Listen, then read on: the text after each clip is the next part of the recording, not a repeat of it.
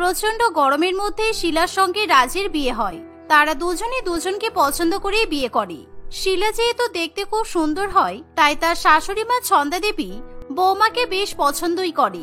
শিলা তার শ্বশুর বাড়িতে শাশুড়ি মা, ননদ এবং স্বামীর সঙ্গে বেশ মানিয়ে গুছিয়ে নেয়।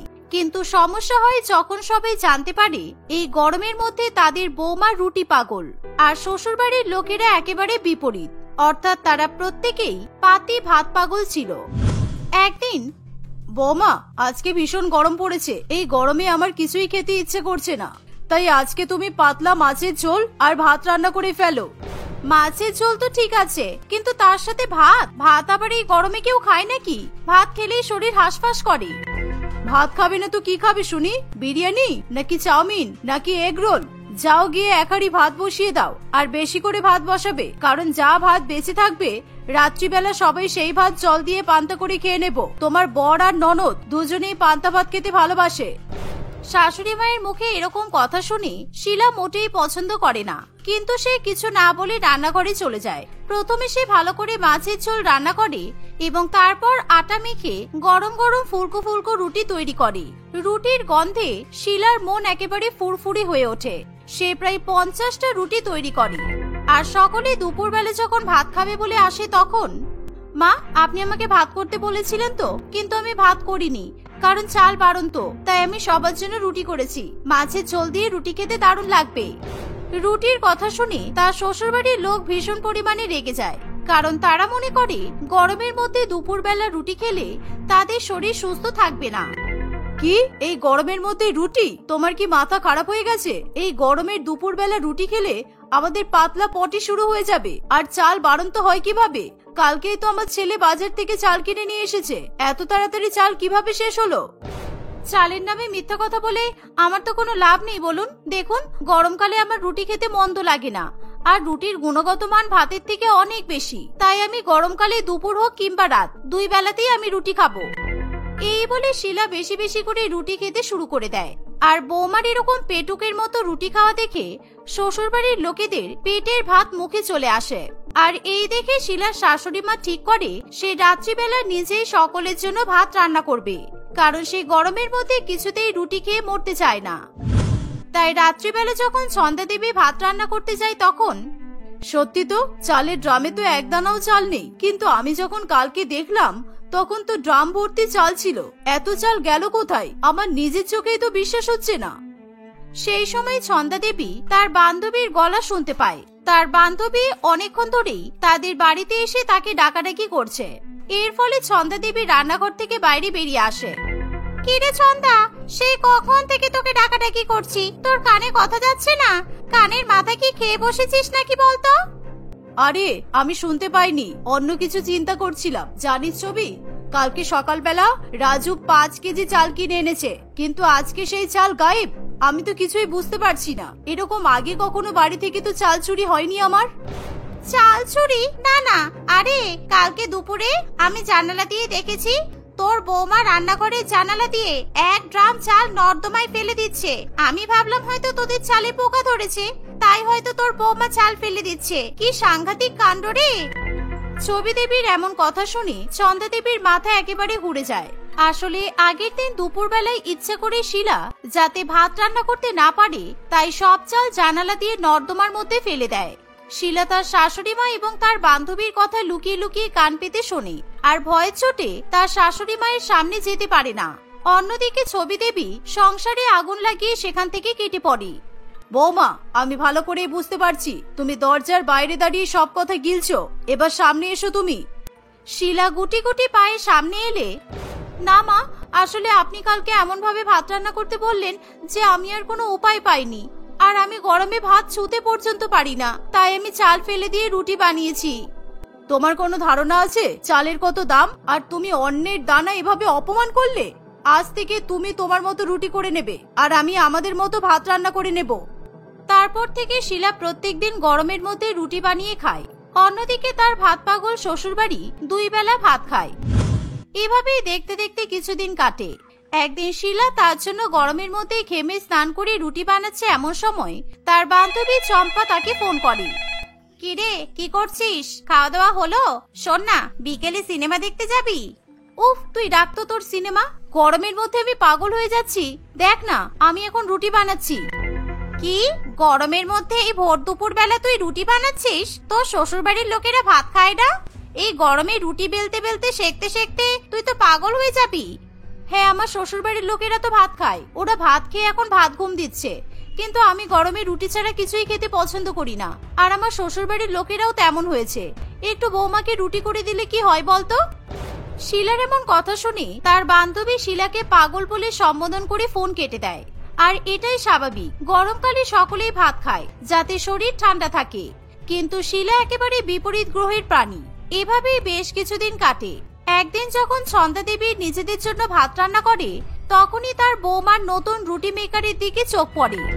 বাবা, রুটি বানাতে সুবিধা হবে বলে আবার নতুন রুটি মেকার কিনেছে। তারপরে এই গরমে রুটি খেয়ে উল্টে পড়ে থাকলে আমাদেরকেই দেখতে হবে। রুটি খাওয়া বের করছি আমি। এই বলে ছন্দা দেবী সেই রুটি মেকারের তার কাছে দিয়ে কেটে দেয় এবং গরম গরম ভাত নিয়ে রান্নাঘর থেকে বেরিয়ে যায়। কিছুক্ষণ পর শিলা রুটি করতে গিয়ে দেখে যে তার নতুন রুটি মেকার কাজ করছে না। ফলে শিলা প্রচন্ড পরিমাণে রেগে যায়। আর সেই সাথে শিলা দেখতে পায় রুটি মেকারের তার ছিঁড়ে পড়ে আছে। আমি ভালো করে বুঝতে পারছি এটা কার কাজ। আমার রুটি খাওয়া বন্ধ করা। আমি দেখাচ্ছি মজা। আমি ইটের জবাব দেব পাটকেলে।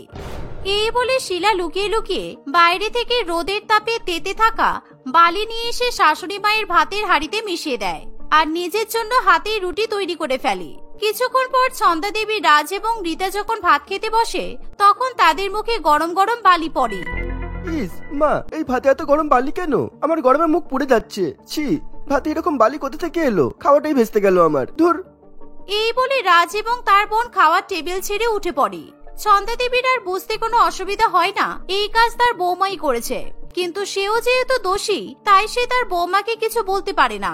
এভাবেই দেখতে দেখতে আরো কিছুদিন কাটে। একদিন শিলার দিদির ছেলে তার শ্বশুর বাড়িতে ঘুরতে আসে। আর সেও মাসির মতো রুটি পাগল ছিল। এই তো পিঙ্কু, তুই যখন এসেছিস, আমি আর তুই দুজনে মিলে গরম গরম রুটি বানাবো আর খাবো, ঠিক আছে? পিঙ্কু আটা মেখে দিলে শিলা মনের আনন্দে বেশি বেশি করে গরম রুটি বানায় আর দুজনে মিলে সেই রুটি খায়। একই গরমের মধ্যে বৌমা একা রুটি পাগল ছিল, এখন আবার ওর বোন এসে জুটেছে। আর আমার ছেলেটা আটা কিনতে কিনতে পাগল হয়ে যাচ্ছে। এভাবেই দেখতে দেখতে আরো দু একদিন কাটে। একদিন শিলা যখন রুটি বেলছে, এমন সময় হঠাৎ করে রুটি সেকতে গিয়ে তার হাত গরম চাটুতে পড়ে যায় আর শিলার হাত একেবারে জ্বলে ওঠে। ওরে বাবা গো, আমার হাত জ্বলে গেল, আমি মরে গেলাম। উফ, কি জ্বালা করছে। ওরে পিঙ্কু, আমি আর রুটি তৈরি করতে পারবো না রে পিঙ্কু। ও মাসি, তুমি বসো, আমি তোমার হাতে মলম লাগিয়ে দিচ্ছি, দেখবে ঠিক হয়ে যাবে। আর আমি রুটি তৈরি করব, তোমাকে কিচ্ছু করতে হবে না। এই বলে পিঙ্কু শিলার হাতে ওষুধ লাগিয়ে দেয়। আর যেহেতু শিলার হাত পুড়ে গেছে, তাই এখন থেকে রুটি করার দায়িত্ব এসে পড়ে পিঙ্কুর উপরে। কোথায় গরমের ছুটিতে মাসির বাড়িতে আরাম করতে এসেছিলাম, আর আমি এখন রাঁধুনি হয়ে গেছি। আমায় এখন রুটি তৈরি করতে হচ্ছে। ইস, যদি ভাত খেয়ে নিতাম তাহলে ভালো হতো, কারণ মেসোমশাই দিদা সবাই আরাম করে ভাত খাচ্ছে, আর তাহলে আমাকে এখন খাটতেও হতো না। এভাবে গরমের মধ্যে পিঙ্কু রুটি তৈরি করতে গিয়ে একেবারে ঘেমে যায়। দেখতে দেখতে আরো কিছুদিন কাটে। একদিন পিঙ্কু রুটি তৈরি করছে, এমন সময় উফ, রোজ রুটি বেলতে বেলতে আমার পিঠে গায়ে ঘামাচি বেরিয়ে গেছে, কি পিঠ চুলকাচ্ছে। উফ, আর প্রচন্ড ঘামও তো হচ্ছে। পিঙ্কু আর ঘামাচির জ্বালায় থাকতে পারে না। সেই রুটি বেলুনি দিয়ে ঘষর ঘষর করে পিঠ চুলকাতে শুরু করে দেয়। আর তারপর সেই চুলকুনি বেলুনি দিয়েই আবার রুটি বেলতে শুরু করে। আর তার ঘাম গিয়ে রুটির মধ্যে পড়ে। আজ আমি আর এই রুটি খাবো না, এই রুটি আমি মাসিকেই খাবো। আমি লুকিয়ে লুকিয়ে ভাত মেরে দেবো। এখন একটা গান ধরি বরং। এই বলে পিঙ্কু গান ধরে আর চুলকানি রুটি বেলে। এই গরমে গরম গরম রুটি সেকে মাসিকে খাওয়াবো। ওরে ভাই, রুটির আগুন লেগেছে মাসির পেটে। ওরে ভাই, রুটির আগুন লেগেছে মাসির পেটে।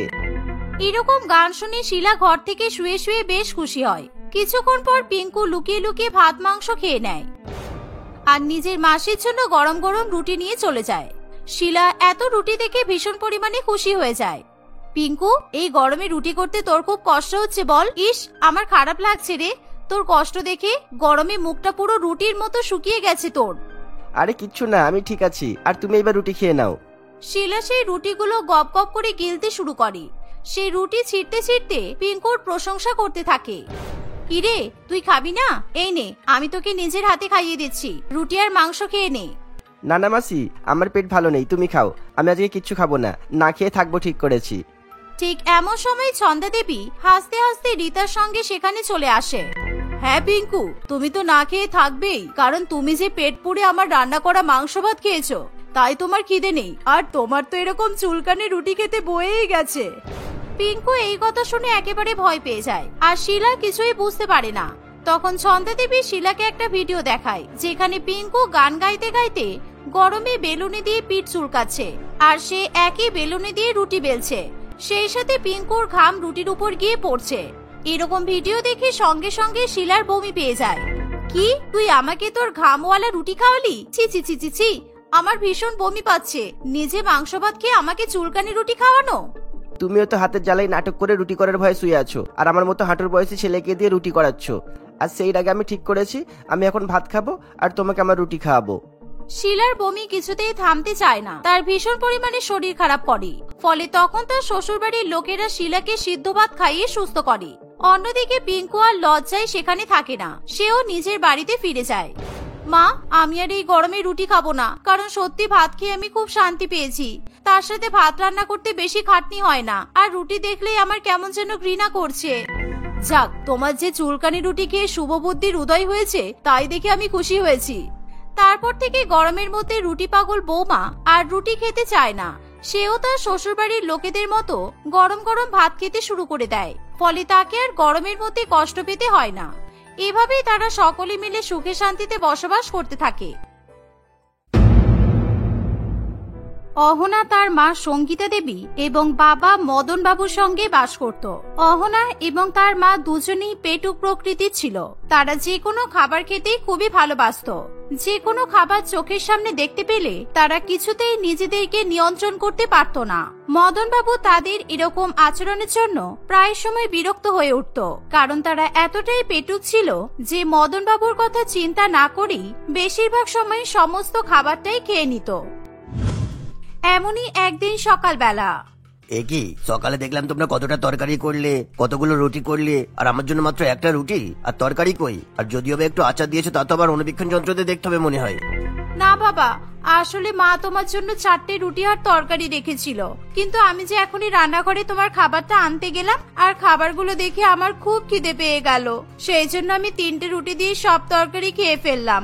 আর একটু বেশি তরকারি থাকলে হয়তো আমি এই রুটিটাও খেয়ে ফেলতাম। তারপর মনে হলো এটা তো তোমার খাবার, তাই একটু আচার দিয়ে নিয়ে এসেছি।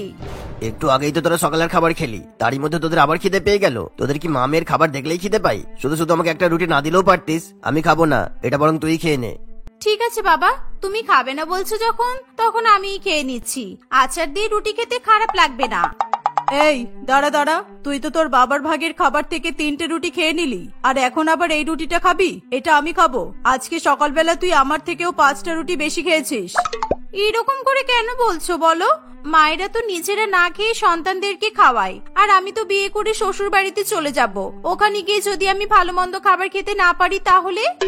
ও আচ্ছা, আর যদি ধর তোর অনেক ভালো ঘরে বিয়ে হলো আর ওখানে তুই খুব ভালো মন্দ খাবার খাচ্ছিস, তাহলে কি তুই আমাকে তোর শ্বশুর বাড়িতে ডেকে খাওয়াবি? আর আমি যে বাড়ি থেকে চলে যাব, তখন যে তুমি আমার ভাগের খাবারগুলো সব একা একা খাবে তার বেলা? এভাবেই একটা রুটির জন্য অহনা এবং তার মাকে ঝগড়া করতে দেখে মদন বাবুর আর কিছু বলার থাকে না। তাদের ঝগড়া থামানোর জন্য মদন বাবুর কাছে একটাই উপায় ছিল। সে কোনো কথা না বলে রুটিটা মুড়িয়ে নিয়ে নিজের মুখের মধ্যে ভরে নেয়। তোমরা যে রুটিটার জন্য ঝগড়া করছিলে সেই রুটিটা আমি খেয়ে নিয়েছি, সুতরাং দয়া করে তোমরা ঝগড়া বন্ধ করো। এই বলে মদন বাবু সেখান থেকে চলে যায়। এরকম ভাবে সময় কাটতে থাকে। অহনার পড়াশোনা শেষ হয়ে গেলে তার বাবা তার জন্য বিয়ে ঠিক করে। অমল নামে এক ছেলের সঙ্গে অহনার বিয়ে ঠিক করা হয়েছিল। অমলের পরিবার মধ্যবিত্ত ছিল। সে প্রাইভেট কোম্পানিতে চাকরি করত। সে দেখতে খুবই লম্বা এবং হ্যান্ডসাম হওয়ায় অহনা তাকে খুব পছন্দ করেছিল। দুই পরিবারের সহমতে তাদের বিয়ে 3 মাস পর ঠিক করা হয়েছিল। এরই মাঝে অহনা এবং অমল আলাপ পরিচয় করার জন্য 2-1বার দেখা করে। অহনা, তোমার আমার সম্পর্কে কিছু জানার থাকলে তুমি জিজ্ঞাসা করতে পারো, আর তোমার নিজের ব্যাপারে কিছু বলতে চাইলে তুমি বলতে পারো। আর আমার মনে হয় সবটাই তুমি আমার ব্যাপারে অলরেডি জেনে গেছো। আগে তুমি খাবারটা অর্ডার করো প্লিজ, আমার খুব খিদে পেয়েছে। আসলে আমি না খেতে খুব ভালোবাসি। ও সরি, আমার তোমাকে আগেই জিজ্ঞাসা করা উচিত ছিল। আচ্ছা, তুমি কি খাবে মেনু কার্ড থেকে অর্ডার করো। কিছুক্ষণের মধ্যে খাবার চলে এলে অহনা এবং অমল খাবার খেতে খেতে গল্প করে। অহনা অমলের সামনে খুবই নম্র ভদ্রভাবে খাবার খায়। আচ্ছা অমল, আমি বিয়ে করে তোমাদের বাড়িতে যাওয়ার পর তোমরা নতুন বউয়ের আপ্যায়ন করবে তো? মানে আমি দেখেছি সব জায়গায় শুধু জামাইদের সেবা যত্ন করা হয়, নতুন বউয়ের দিকে কেউ সেরকম খেয়ালই করে না। আমি কিন্তু নতুন বউ হয়ে যখন তোমাদের বাড়িতে যাব, আমাকে অনেক ভালো ভালো খাবার রান্না করে খাওয়াতে হবে। অহনার কথা শুনে অমল হাসতে হাসতে বলে, হ্যাঁ নিশ্চয়ই অহনা, মা তো এখন থেকেই সবকিছু ঠিক করে রাখছে। নতুন বউ বাড়িতে এলে নতুন বউকে কি কি রান্না করে খাওয়াবে। তুমি কি কি খেতে ভালোবাসো আমাকে বলো, আমি মাকে বলে দেবো, কোনো অসুবিধা নেই। আমি সব খেতে ভালোবাসি, আমি কোনো খাবারকে অবহেলা করি না। তবে biryani, fried rice, chilli chicken, chicken কষা, মটন কষা, পোলাও, নুডলস, চিলি পনির, এই খাবারগুলো আমার খুব ফেভারিট। অহনা যতক্ষণ অমলের সঙ্গে থাকে ততক্ষণ সে শুধু খাবারেরই গল্প করে। বাড়িতে এসে অহনা তার মাকে বলে, মা, আমি এবার শ্বশুর বাড়িতে চলে যাব, আর অমল আমাকে বলেছে আমার শাশুড়ি মা আমাকে আমার পছন্দের খাবার রান্না করে করে খাওয়াবে। এবার তোমার কি হবে মা? তোমাকে ছাড়া আমি খুবই সুস্বাদু খাবার একা একা খাবো। তুই আমার সঙ্গে এরকম করতে পারবি? তুই তো জানিস আমাকে খাবারের লোভ দেখালে আমি পাগল হয়ে যাই। তুই আমাকে তোর শ্বশুর বাড়িতে নিয়ে চল না। তুই যখন যাবি তখন আমাকেও নিয়ে যাবি, তাহলে আমিও তোর সাথে তোর শ্বশুর বাড়িতে গিয়ে ভালো ভালো খাবার খেতে পারবো। সত্যি কথা বলতে আমারও খুব ইচ্ছে করছে জানো তো মা, তোমাকে আমার শ্বশুর বাড়িতে নিয়ে যাওয়ার। কারণ আমি নতুন জায়গায় গিয়ে নতুন বউ বেশি বেশি খাবার তো খেতে পারবো না, আমার তো লজ্জা করবে। একজন কেউ খাওয়ার মতো সঙ্গী থাকলে যেমন তুমি, তাহলে আমার আর খেতে কোনো লজ্জা করবে না। কিন্তু তুই কি করে আমাকে নিয়ে যাবি? বিয়ের পর মেয়েরা কি নিজের মাকে নিয়ে প্রথমবার শ্বশুর বাড়িতে যায়? যাই না সে তো আমিও জানি, কিন্তু আমার কাছে খুব ভালো একটা আইডিয়া আছে। আমি বিয়ের পর যখন শ্বশুর বাড়িতে যাব তখন আমি খুব কান্নাকাটি করব, আর আমি বলবো আমি আমার মাকে ছাড়া কিছুতেই যেতে চাই না। আর আমি এমন ভাবে কান্নাকাটি করব যাতে কেউ না বলতে পারে না, আর আমি এমন ভাবে নাটক করব যাতে তোমাকে নিয়ে যেতে সবাই রাজি হয়ে যায়। এরকম ভাবেই অহনা তার মাকে নিজের শ্বশুর বাড়িতে নিয়ে যাওয়ার জন্য প্ল্যানিং করতে থাকে। দেখতে দেখতে অহনার বিয়ের দিন চলে আসে। অহনা এবং অমলের শুভ বিবাহ সম্পন্ন হয়। বিয়ের পর সবাই যখন অহনাকে গাড়িতে উঠতে বলে তখন অহনা খুবই জোরে জোরে নাটক করে কাঁদতে থাকে। আমি আমার মাকে ছাড়া যাব না। আজ পর্যন্ত আমি আমার মাকে ছাড়া কখনো থাকিনি। আমি আমার মাকে নিয়েই শ্বশুর বাড়ি যাব, আর না হলে আমি যাব না। অহনার কথা শুনে সেখানে উপস্থিত সকলেই অবাক হয়। অমল অহনাকে অনেক বোঝানোর চেষ্টা করলেও অহনা কিছুই বুঝতে চায় না। সঙ্গীতা দেবীও তার মেয়ের সঙ্গে সঙ্গে কান্নার নাটক করে। আমার মেয়েটা ভীষণ জেদি। জামাই বাবা, তোমরা যদি কিছু মনে না করো, তোমরা আমাকে তোমাদের সঙ্গে নিয়ে চলো। আমি 2-1 দিন ওখানে থেকে আমার মেয়েকে বুঝিয়ে ঠিক বাড়ি চলে আসবো। না হলে যে আমার মেয়ে যেতে চাইছে না। এ কি বলছেন আপনি? আপনার মেয়ে একা যেতে চাইছে না, আপনি অন্য কাউকে পাঠান। কিন্তু মেয়ের সঙ্গে যে মা শ্বশুর বাড়িতে যাবে এরকম তো কোনো নিয়ম নেই। লোকজন শুনলে কি বলবে? অমলের মা অহনাকে নিয়ে যেতে না চাইলেও অমল তার শাশুড়ি মায়ের কথা ফেলতে পারে না। ওসব নিয়ম তো মানুষই তৈরি করেছে মা। একটা মেয়ের কাছে তার মাই সবচেয়ে কাছের, তাই অন্য কেউ যখন মেয়ের সঙ্গে শ্বশুর বাড়িতে যেতে পারে তখন মা কেন পারবে না? আপনি চলুন, কোনো অসুবিধা নেই। অহনা, এবার তুমি খুশি তো? এভাবেই অহনা তার মাকে নিয়ে শ্বশুর বাড়িতে চলে যায়। অমলদের বাড়িতে উপস্থিত আত্মীয় স্বজন, পাড়া প্রতিবেশী সকলেই ভীষণ পরিমাণে অবাক হয়। অহনার মাকে নিয়ে বিভিন্ন জনে বিভিন্ন কথা বলতে থাকে, কিন্তু অহনা কিংবা তার মায়ের কিছুই যায় আসে না। তারা শুধুমাত্র খাবার খাওয়ার জন্য অপেক্ষা করতে থাকে। কিছুক্ষণ পর অহনা এবং তার মাকে খাবার খাওয়ার জন্য ডাকা হয়। তারা খুবই খুশি হয়ে খাবার খাওয়ার জন্য টেবিলে গিয়ে বসে পড়ে। বৌমা, তুমি আর তোমার মা খেয়ে নাও, অনেক দেরি হয়ে গেছে। আসলে অমল আর ওর বাবা একটা দরকারি কাজে বাইরে গেছে। ওরা এলে আমি ওদের সঙ্গে খেয়ে নেব। তোমরা দুজনে খেয়ে নাও, মায়ের সঙ্গে বসে খেয়ে নাও, কেমন? এই শুনে অহনা কোনো কথা না বলেই তার মায়ের সঙ্গে খাবার খেতে বসে পড়ে। এই দেখে অহনার শাশুড়ি মা ভীষণ পরিমাণে অবাক হয়। তার শাশুড়ি মা ভেবেছিল অহনা হয়তো বলবে অমল এবং তার বাবা বাড়িতে ফিরলেই সবাই মিলে একসঙ্গে খাওয়া হবে, কিন্তু অহনা এমন কিছুই বলে না। টেবিলে রাখা খাবার দেখে অহনা এবং তার মায়ের খুবই লোভ হয়, কিন্তু নবনীতা দেবীর সামনে দাঁড়িয়ে থাকায় তারা নিজেদের ইচ্ছে মতো খাবার খেতে পারে না। তখনই কেউ একজন নবনীতা দেবীকে কোনো এক কাজের জন্য ডাকতে আসে, তাই সে কিছুক্ষণের জন্য সেখান থেকে চলে যায়। মা, এখানে কেউ নেই, তাড়াতাড়ি খেয়ে নাও, তাড়াতাড়ি করো, তাড়াতাড়ি করো, যা খাবার আছে সব খেয়ে শেষ করতে হবে। কি করছো কি তুমি? আমার মতো 2 হাত দিয়ে খাও। তোমাকে শ্বশুর বাড়িতে কেন নিয়ে এসেছি? খাওয়ার জন্য তো। হ্যাঁ হ্যাঁ, খাচ্ছি খাচ্ছি, কিন্তু এত কম আয়োজন কেন করেছে বলতো? তুই তো বলেছিলি তোর শাশুড়ি মা অনেক ভালো ভালো খাবার রান্না করবে। আর এই সব খাবার কি একেবারে রান্না করবে? এখন তো অনেক দিন বাকি, এখন যা পাচ্ছ সেটাই খাও। কয়েক মিনিটের মধ্যেই অহনা এবং তার মা টেবিলে রাখা সমস্ত খাবার খেয়ে সাবর করে দেয়। কিছুক্ষণ পরেই নবনীতা দেবী এসে টেবিলে কোনো খাবার না দেখে ভীষণ পরিমাণে অবাক হয়, কারণ নবনীতা দেবী বাড়ির সকলের জন্য যা খাবার রান্না করেছিল সবটাই টেবিলের উপর রেখে দিয়েছিল। 5 জনের খাবার 2 জন মিলে কিভাবে খেয়ে ফেললো এটাই সে বুঝতে পারে না। ওরে বাবা, এটা তো সাংঘাতিক পেটু। 5 জনের খাবার 2 জনে মিলে খেয়ে নিল। ইস, কোনো লজ্জা বলে জিনিস নেই। বৌমার মাটা কিরকম লজ্জাহীন মানুষ। নির্লজ্জের মতো মেয়ে শ্বশুর বাড়িতে এসে এখন কারি কারি খাবার খাচ্ছে। আসলে খাবারগুলো খেতে খুব দারুণ হয়েছিল মা। আপনি এত টেস্টি খাবার রান্না করেছেন যে আমরা সব খাবার খেয়ে ফেলেছি, মানে আমাদের ভাগে সব খাবার খেয়ে ফেলেছি। আমরা খাবার নষ্ট করতে পছন্দ করি না, কি তাই তো মা? এরকম ভাবে সময় কাটতে থাকে। অহনার মা কিছুতেই নিজের বাড়িতে যেতে চায় না। প্রত্যেক দিনই অহনা তার শাশুড়ি মায়ের কাছে বিভিন্ন ধরনের খাবার খাওয়ার জন্য আবদার করে। টাকা পয়সার টানাটানি সত্ত্বেও নতুন বৌমার আবদার মেটানোর জন্য নন্দিতা দেবী তার বৌমার ইচ্ছা মতো অনেক বেশি পরিমাণে খাবার রান্না করতে থাকে। এখন তাদের বাড়ির সকলেই জেনে যায় যে অহনা এবং তার মা অনেক অনেক খাবার খায়। একদিন নন্দিতা দেবী কোনো উপায় না পেয়ে তার বৌমাকে বলে, বৌমা, বলছি অনেক দিন তো হয়ে গেল, এবার তোমার মাকে বাড়িতে ফিরে যেতে বলো। লোকজন তো এবার তোমার মায়ের নামে নানান কথা বলছে। মেয়ের শ্বশুর বাড়িতে মায়েদেরকে বেশি দিন থাকতে নেই।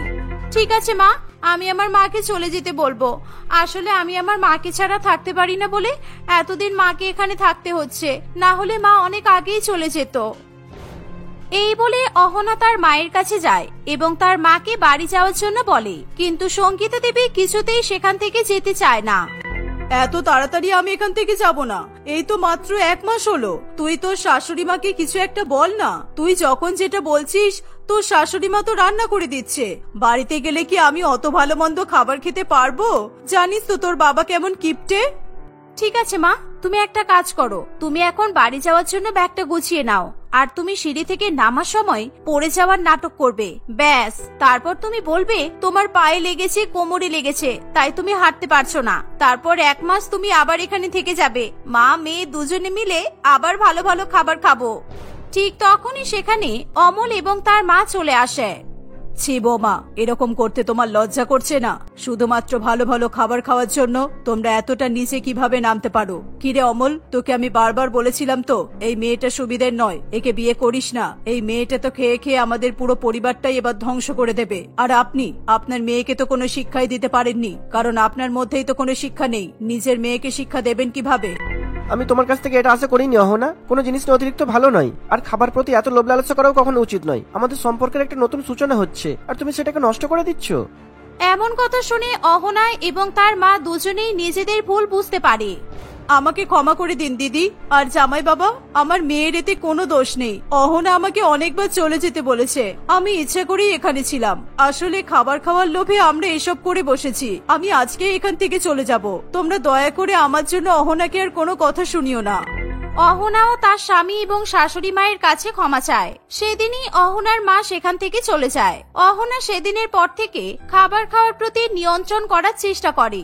অন্যদিকে সেদিনের পর থেকে সঙ্গীতা দেবীও আর বেশি বেশি খাবার খেতে পারে না।